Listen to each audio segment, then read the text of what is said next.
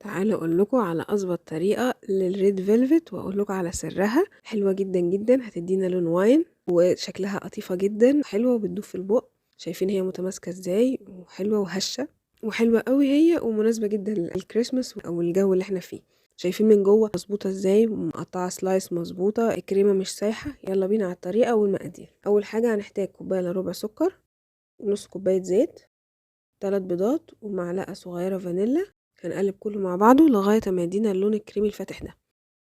بعد كده هنحط كوبايتين دقيق، معاهم رشة ملح، ومعلقة كبيرة بيكنج باودر، ومعلقة كبيرة كاكاو، وبعدين كوباية الا ربع لبن، ونقلب كله لغاية ما الدقيق يدوب. بعدين هحط معلقة كبيرة لون أحمر. الطريقة دي بتخلينا نطلع من الريد فيلفت اللون الواين أو اللون النبيتي الغامق زي ما انتوا شايفين كده.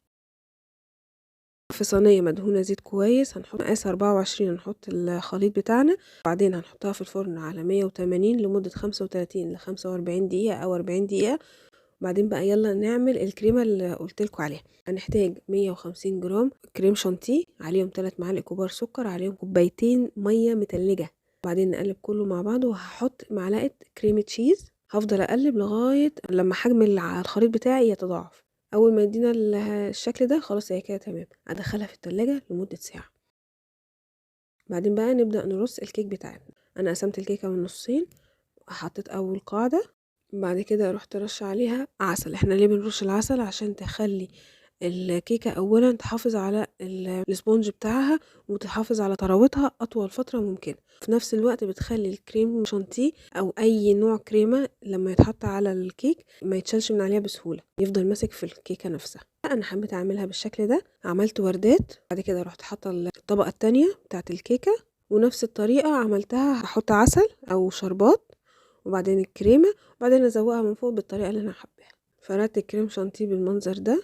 بصوا هي سهلة خالص، بأقل تولز موجودة عندكم هتقدروا تعملوها. وبعدين من الأفضل أي كيكة تبات في التلاجة ليلة، علشان خاطر الكيكة تتشرب من الشربات والكريم شانتيه كويس، وهتبقى المكونات كلها متماسكة مع بعض، حتى لدرجة ان انتوا ممكن تنقلوا الكيكة بالشكل ده من مكان لمكان. الطريقة دي مضمونة وانا جربتها اكتر من مرة. بصوا بقى شكلها عامل ازاي في الفاينل لوك، مظبوطة وحلوة وماسكة نفسها، بتتقطع والكريمة متماسكة. شايفين هي مظبوطة ازاي ومناسبة جدا للأجواء اللي احنا فيها. ما تنسوش بقى لما تجربوها تقولي ايه رأيكم فيها، ما تنسوش تعملوا لنا سبسكرايب، وبالهنا والشفا.